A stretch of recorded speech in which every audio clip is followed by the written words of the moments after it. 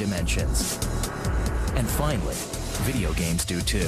With the introduction of a three-dimensional space, we no longer had to mimic a virtual space. The entire industry kind of got really excited. But a world of three dimensions also brought controversy. There's a seamy underbelly to the game business, just like the porno industry is to the movie industry. They are doing exactly what culture makers are supposed to be doing. They're pissing people off. They're pushing the envelope. They're breaking the status quo.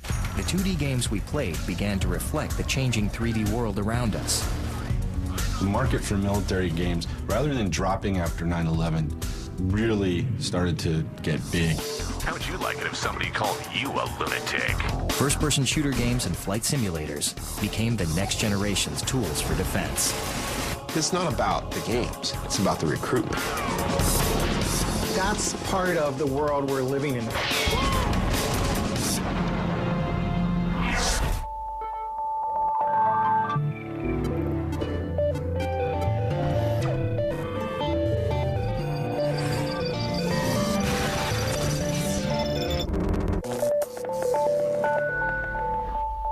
Presented by Best Buy, where this holiday, the wow's guaranteed.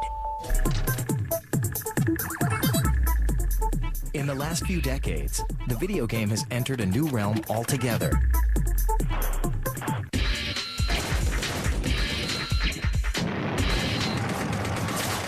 The third dimension.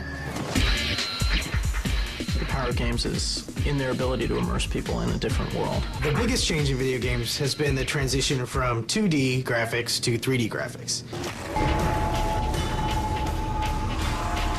I think the ultimate goal, what we'd all like to see, would be the holodeck from Star Trek, where you have a fully realized environment. You're actually immersed in the thing. In the 1980s, the 3D world was a rudimentary terrain of green lines called vectors. The first game to use this technology was Atari's Battlezone. Every other game at the time was kind of like side-shuffling 2D game, like Pac-Man, where you're just kind of moving, and you looked from above the game, so to speak, kind of like looking at a mouse in a maze. This game, you were in the point of view of the person shooting. In a lot of ways, it introduced the first-person shooter. The game had many admirers, including the U.S. Army. Delegates from the Army go to Atari saying, we're really into this Battlezone game.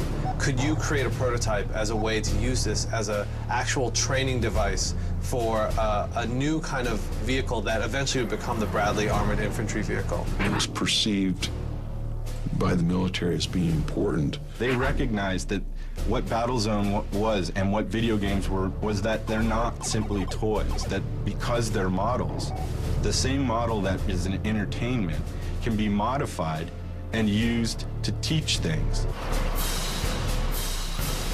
This was the first in a long line of collaborations between the private game industry and the U.S. military. Morning, soldier. 3D video game technology would take another leap forward thanks to George Lucas. The newly formed LucasArts produced a video game that allowed the first-person perspective to finally take flight. And pilot your Valkyrie fighter through the craggy landscape of Fractalus. Rescue on Fractalus, which, hence the name, was one of the very first games to generate a 3D experience via fractals. A fractal is a recursive algorithm, a mathematical equation found in nature. It was a way to give simple shapes the illusion of depth. Explore every peak and valley, every canyon, searching for stranded space pilots, testing your skill against the dreaded Jaggies. But Rescue on Fractalus was far more than a flying adventure, thanks to the insights of Lucas himself. First time we showed this game to George Lucas, let him play the game, showed it to him. And he said, well, I really want a fire button. Was this a gameplay choice or was this a philosophical choice? It really wasn't gameplay, it was really philosophical. I really wanted to have a nonviolent game. I don't want to have to shoot things in there. And he says, no, I want a fire button. Mothership and Fox Leader, we are back in your sector. In the dawn of the first-person shooter game, incredible advancements in computer technology would soon give way to brave new worlds.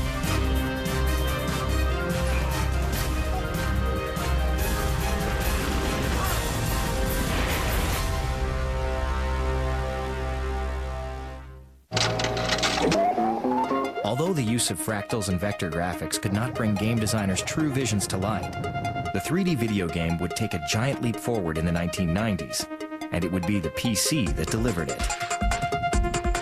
CPUs were at the point where they could actually draw enough stuff on the screen that the games looked interesting. We weren't bound to 2D anymore. In the 90s, we got these new tools. We started to get processors, specialized processors that could do the floating point calculations of calculating what the light does in a world.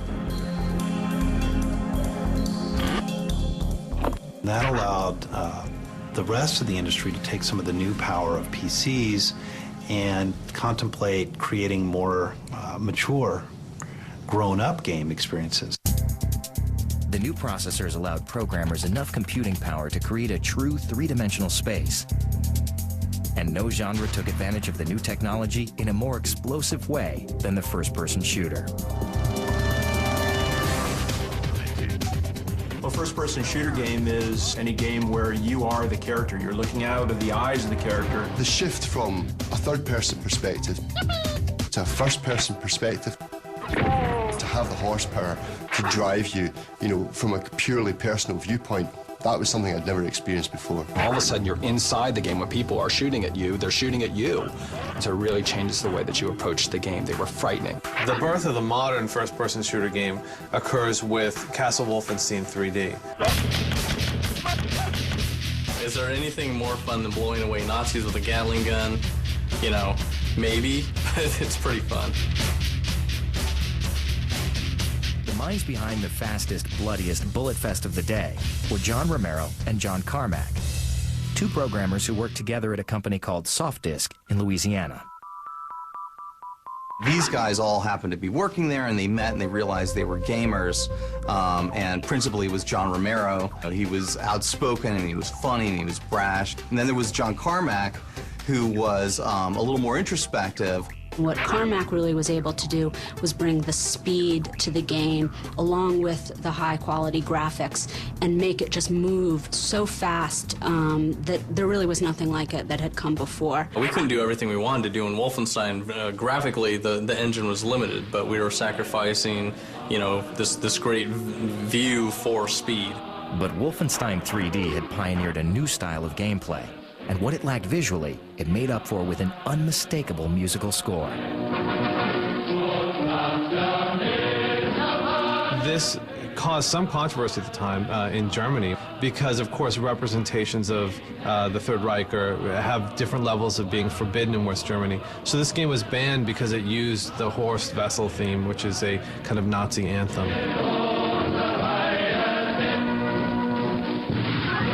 We got listed on the evil list in Germany. They're not allowed to show the Nazi symbol, the Iron Eagle, like all that stuff in their country. They can't have that, and they don't want to show violence. They don't want to stir everybody up. Wolfenstein 3D was as controversial as it was popular, but it didn't take long for the creators to come out with an even with an edgier look at the first-person shooter games. They called it Doom.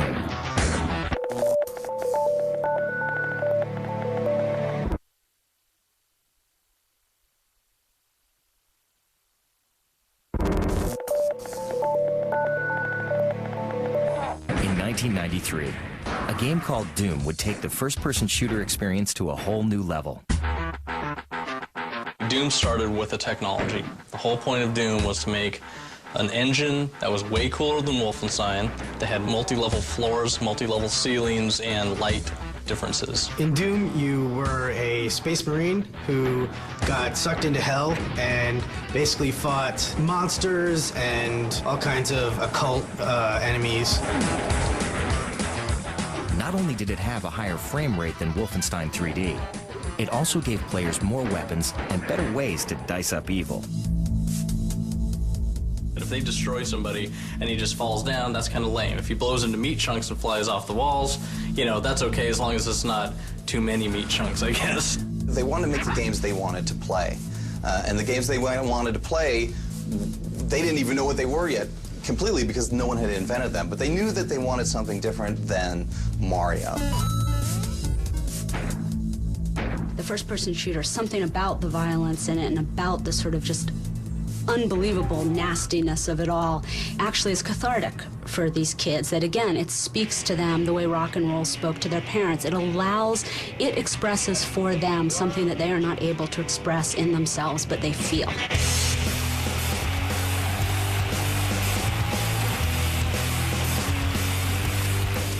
Teens of the 90s embraced this dark new genre wholeheartedly, spending almost as much money on video games as on movies.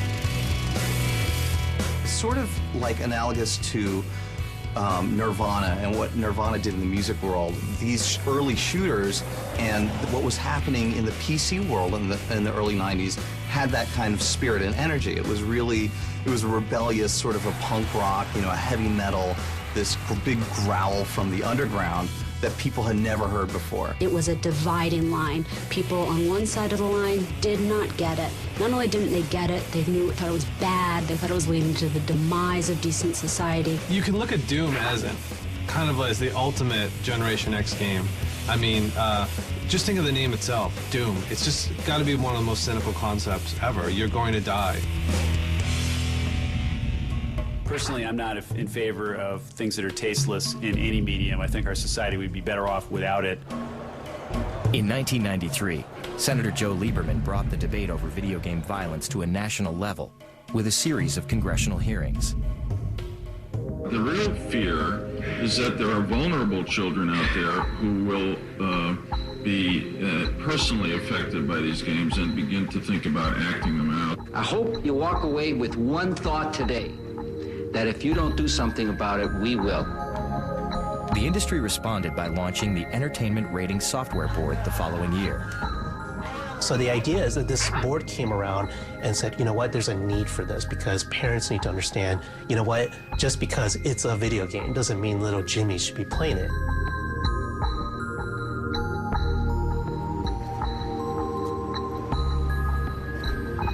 Even people who, you know, were old 60s civil rights activists think this game is horrible, instead of seeing it as this really incredible outpouring of expression. I mean, maybe it's violent, maybe it's angry, but maybe we need to pay attention to what that's telling us about our culture instead of assuming that it's some kind of evil thing. Parents see some kid at his computer killing things over and over and over again without understanding the kind of mental game going on inside. It's just they see this physical representation of it and they freak out. They're like, it's training my kids to kill. Because there's also this kind of fear of the technology itself. They don't understand it and they're afraid of the fact they don't understand it. Basically, video games are the new rock and roll. You know, it's the new bad thing for you. There'll be something else in the future that's bad for you that everyone can blame, you know, more deaths on. Doom would not be the last shoot-'em-up game to cause a stir. In the years to come, as the genre pushed new technological boundaries, it would also push the envelope of decency and good taste.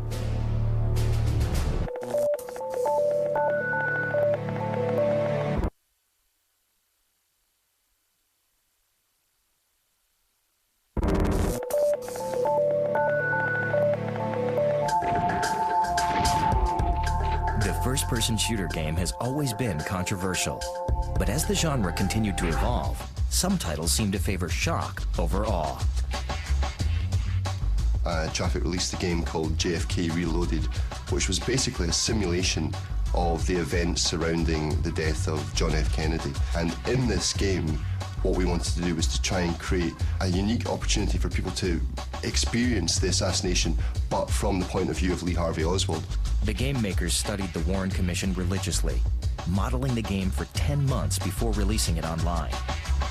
So we created a ballistics model that was as close as we could get to the accurate speed of that bullet, the wind that was moving, the speed of the car at that time of day.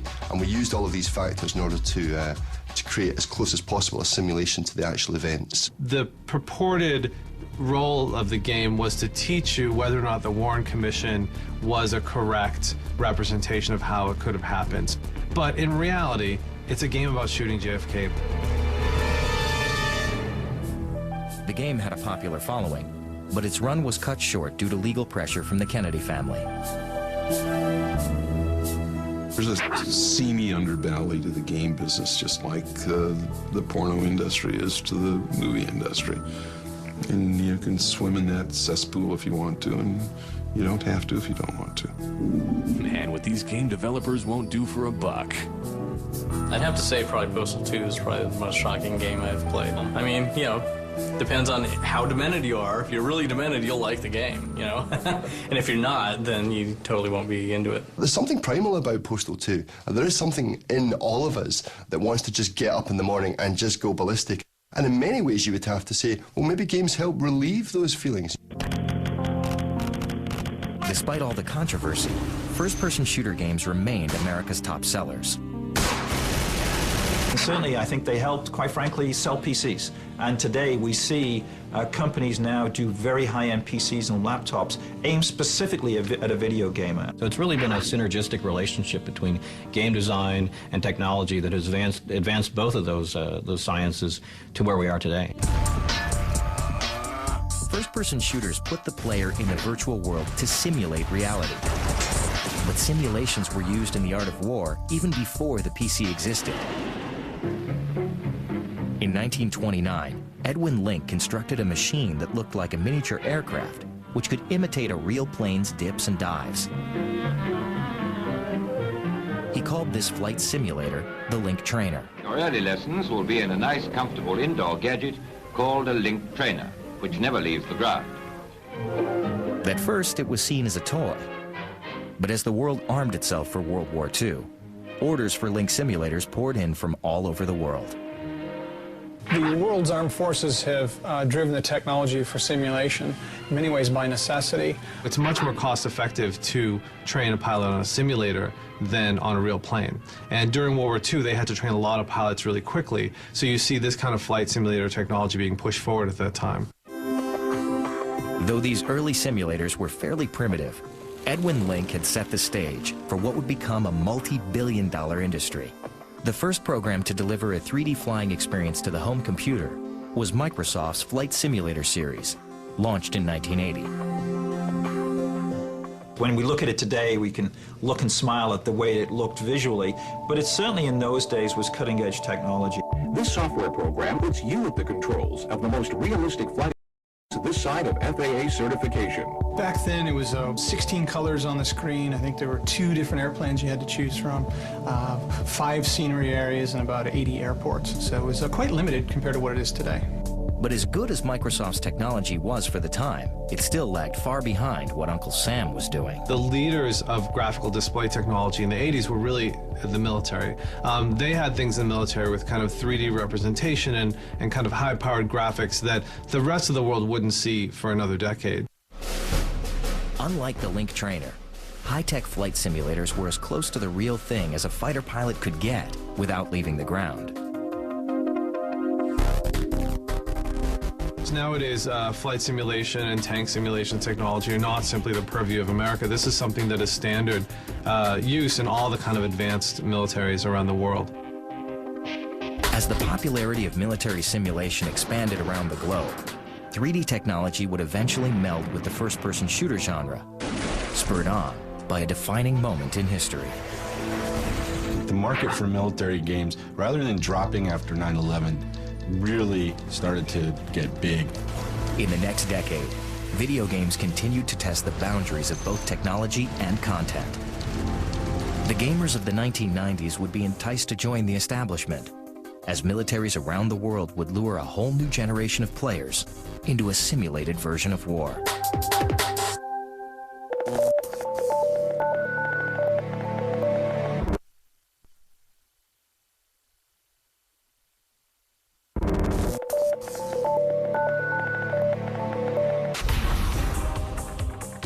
At the end of the 20th century, the first-person shooter had evolved into the world's most popular and controversial video game genre. Ironically, for all the debate, it was the government that needed it most. In fall of 1999, the U.S. Army was missing its recruiting goals, and in fact missing them by quite a bit. And the Assistant Secretary of Army came up with the idea that we should maybe consider using the video game as a medium. The U.S. government spent $7 million in seed money on a first-person shooter initiative designed to attract young recruits. But little did they know, the whole playing field was about to change.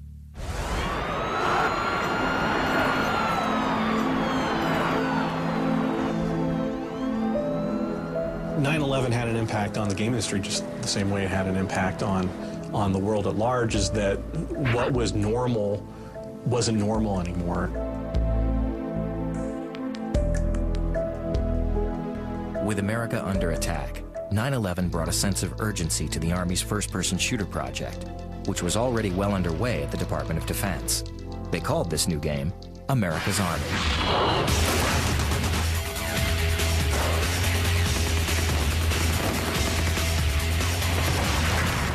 Make a AAA video game that would give people an idea of what it was like to be in the Army. Morning, soldier. Today's task is to qualify with the M16A2 rifle. What the Army does is it takes sort of thoroughbred technologies, like game engines and tools, and on top of that, it layers the Army. The America's Army game was very much designed to be an accurate simulation of the way you train if you're in the Army. In a normal game, you can fool around and shoot your buddies and do things like that. And if you do that in America's Army, you end up in the brig. Ceasefire! Ceasefire! Although the Army considered outsourcing the game, they eventually decided to produce it in-house. What was significant about America's Army was that the Army just stepped up to the table and said, you know what, let's do this ourselves. And let's use this for recruitment, because there's a whole new generation of kids out there, and they've grown up on video games, and this is a way to reach them. And they said, well, if we can build something that kids get exposed to when they're very young, then they will consider a career in the Army when they turn 18. And that's the entire premise of the America's Army game. The Army realized they needed help marketing their wares to a traditionally cynical subculture of gamers. We approached a firm in LA, Ignited Minds, and we asked them to help think about how do we market America's Army, thinking about how to connect this into popular culture. America's Army was brought to E3, a popular video game convention held in Los Angeles each year. In May of 2002, the much-anticipated title was finally made public. It was a big surprise. You know, we were front page of the LA Times, we were in the Game Show Daily, and I'd say within the first week, on our website, it was getting maxed out on hits from kids interested in getting a copy.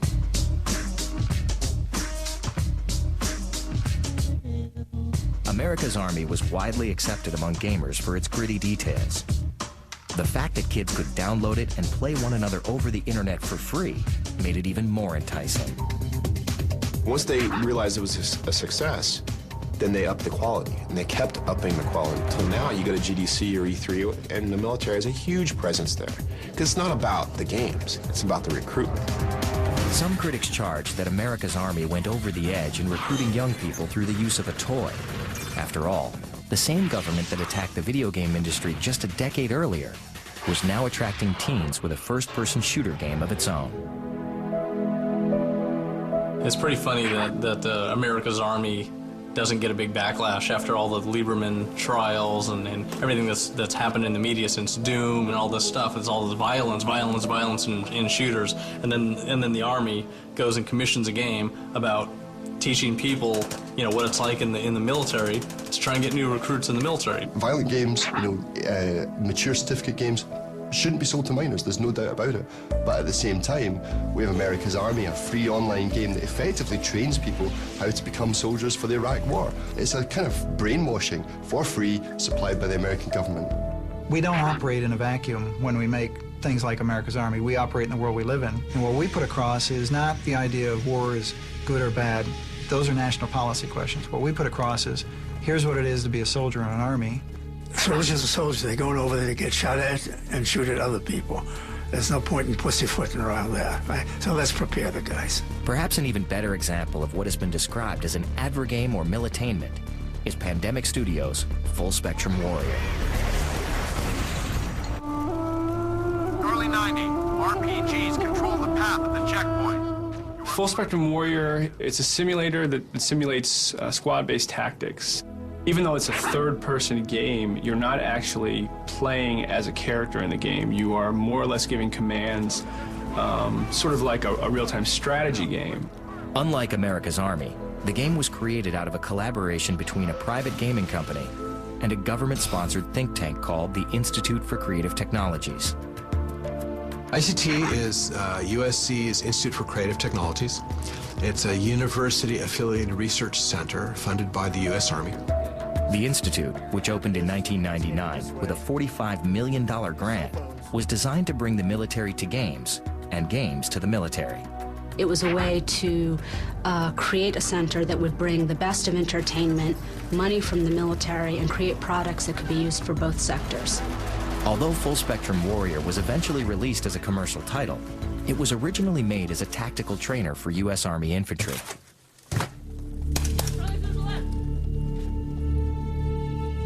The soldier of the 21st century has to know a lot more than just his weapon. He has to know all the systems that he's integrated with, how he talks to the UAVs and the remote drones. It's a much more complicated system that he's part of now. In Fort Benning, Georgia, at the Close Combat Tactical Training Facility, soldiers now train in advanced simulators before facing the real battlefront. Well, what we do here is we bring in crews and we put them in these virtual reality simulators, and then they go through combat operations, a tactical combat operations in this facility, much like they would actually do it in a real war. Move out. Give me a steady platform. But the U.S. isn't the only nation using video games to train soldiers. Military simulation is now a worldwide phenomenon. The possibility still remains that the gamers of today will be fighting the wars of tomorrow in the virtual arena.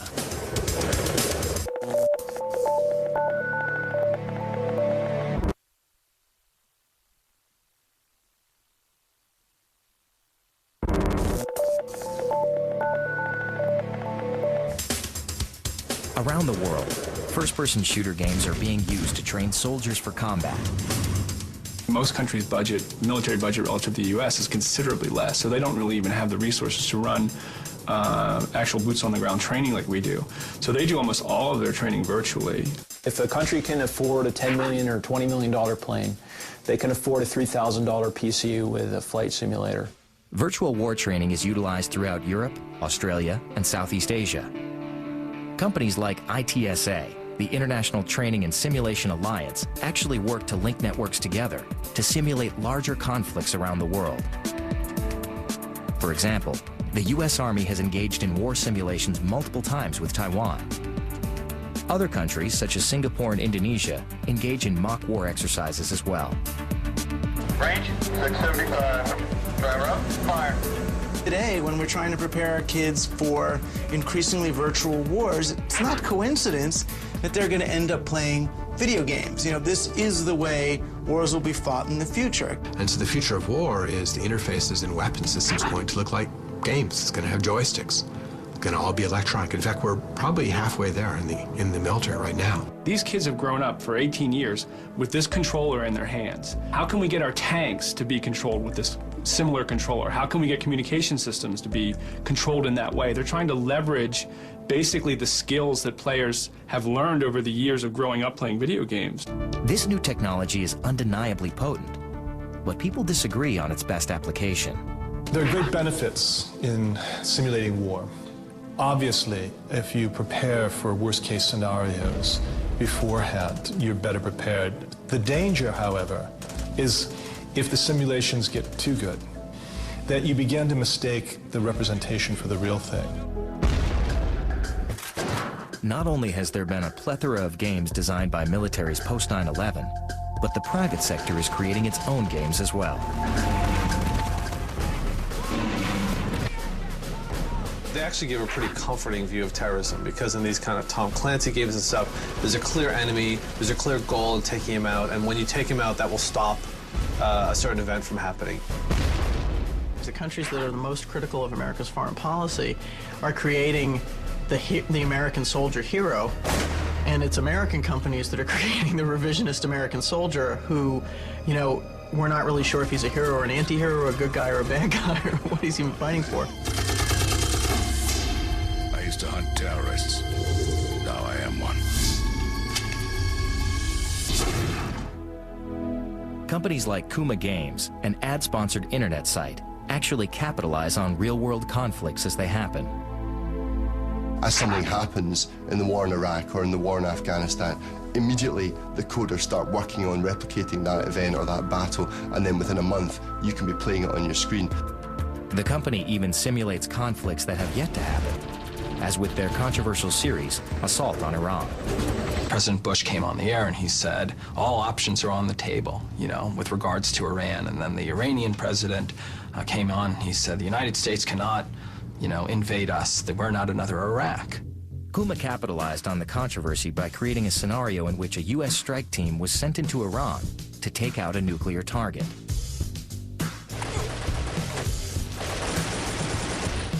In response, a group calling itself the Union of Islamic Student Societies designed a title of their own, in which gamers can play from the opposite perspective.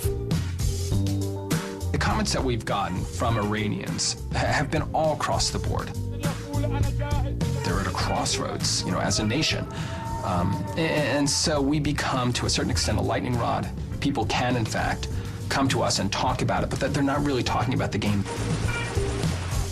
That's a really interesting interactive experience to have, assuming that those experiences are designed and developed from a place of accuracy and a place of genuinely trying to promote knowledge and learning versus just sort of being, you know, exploitive.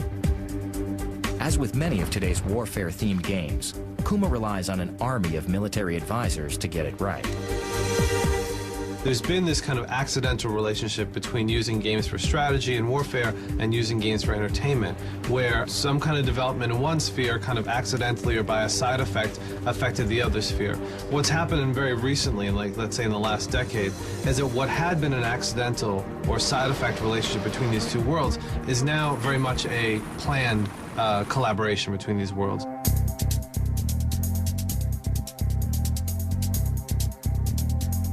As further evidence of that growing relationship between the video game industry and the military, in March of 2003, as the U.S. invaded Iraq, Sony Corporation filed a trademark application for the U.S. military's catchphrase, shock and awe, apparently for use as a future PlayStation title.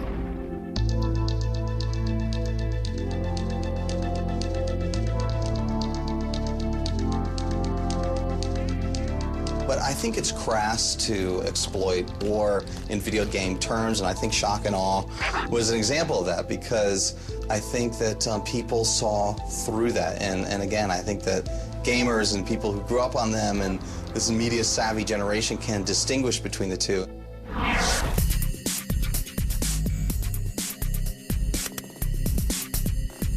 3D video game technology and first-person shooters have become synonymous with American military training, modeling, and recruitment.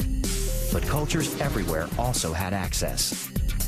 If games are like our military training systems and they become available to everyone, what does it mean that that knowledge has now become democratized? In 2002, a Syrian company, Afkar Media, developed a game called Under Siege, where players reenact the First Intifada from the Palestinian perspective.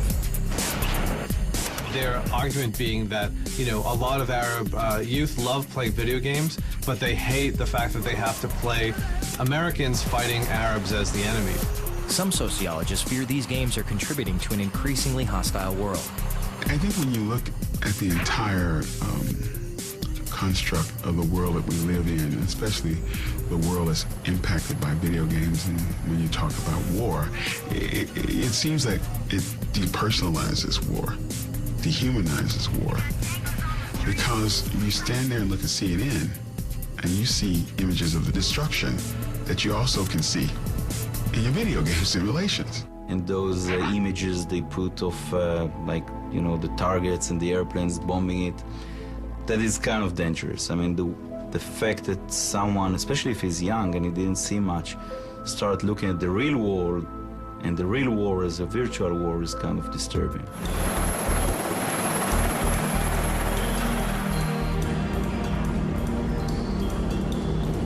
For many reasons, war has become like a video game. But there's a basic way in which war is not a video game, in that one of the huge appeals of video game is actions without consequence. And that's where people begin to feel uneasy with things like America's Army, where it's drawing you in with this idea of no consequence to your actions, when in reality, war has the ultimate consequence, which is the death of other human beings and the death of yourself, perhaps. This is real war. Real war is not only the adventure, it's not only the fun of going on a stakeout in the middle of the night, it's also seeing your friend dying in your hands.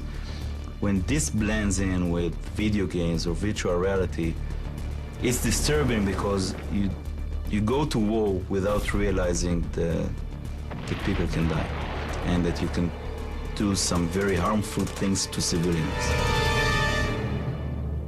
When I look around and I see so many military games or military-themed games or games that are teaching skills that would be helpful to the military, I have to wonder, are we moving to a more militarized culture? But then when people ask, are games good or bad for you, you have to say, well, do you want to live in an increasingly militarized culture? Some people do. 6-6, we copy that.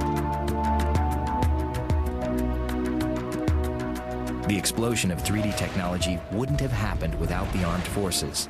In turn, the military has benefited immensely from the first-person shooter genre. And as this tango goes on, the future of war may look more like a video game than anyone ever imagined.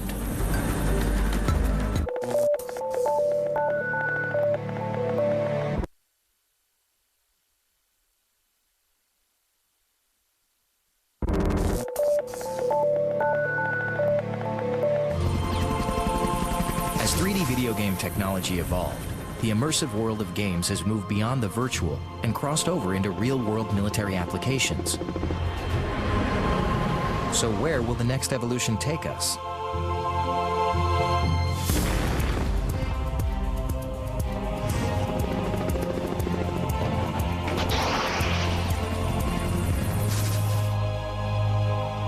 It's kind of like this ideological escalation through game technology, and it just makes you wonder, isn't there a better way to use this?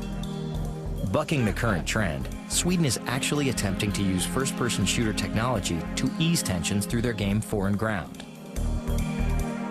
Paid for by the Swedish Department of Defense, this international peacekeeping game teaches soldiers soft skills like negotiation, rather than just relying on combat skills.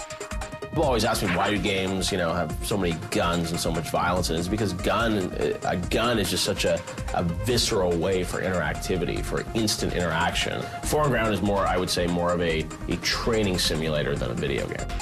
Americans are also starting to find potential in the medium, beyond the obvious military applications.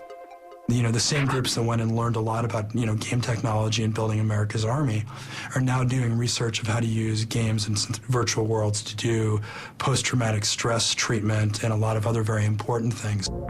Dr. Albert Skip Rizzo, director of the Virtual Environments Lab at USC Los Angeles, is leading the way in this relatively new field.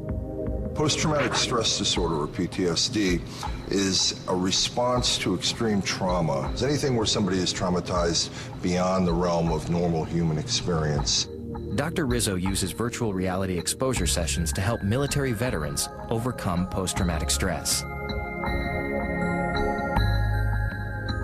In the course of say 10 or 12 sessions of exposure therapy, you would gradually ask the person to re-expose themselves either in imagination or in virtual reality, and eventually they get used to it.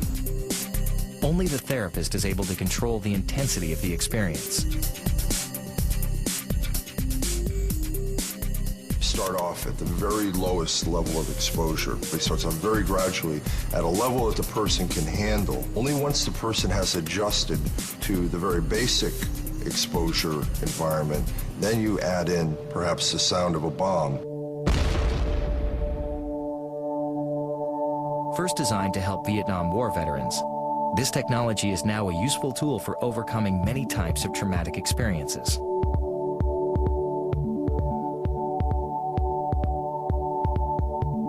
People have applied it for the World Trade Center experience. They've applied it for motor vehicle accidents, for other combat situations in Europe. Psychologists are not the only ones attempting to make the world a better place. A company called Games for Change is also utilizing the technology in innovative ways. Generally, what it means is that games can be used for purposes other than just entertainment.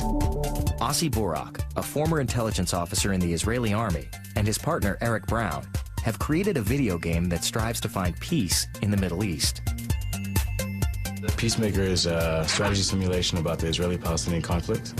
The most important thing is that you play as either perspective, as the Palestinian president or the Israeli prime minister. It's a simulation game. We did something very restricted in the sense that you can do what a leader can do, and you can play both sides. As world politics enter a new phase in the post-9/11 era, so do the politics of video games. You know, we live in a world that seems to be getting increasingly dangerous, increasingly nationalistic, increasingly let's stay isolated from each other. And fortunately, all the technologies are coming to actually allow us to reach beyond those boundaries and actually connect to other people. There's no doubt video game technology is becoming an integral part of our world. But will it be our downfall or our salvation? Gee, I can use this pen to write something which is going to save millions of lives. I could use this pen to write something which is going to send millions of people to their deaths. Oh my God, the pen has the power. It has nothing to do with the pen. It has nothing to do with the computer game. All of these things are enablers, they're levers, they're tools for our own human brains. It's just us. We can't, no matter how much we would like to, slough off any of the responsibility of our own decisions onto our artifacts and say they made the decisions.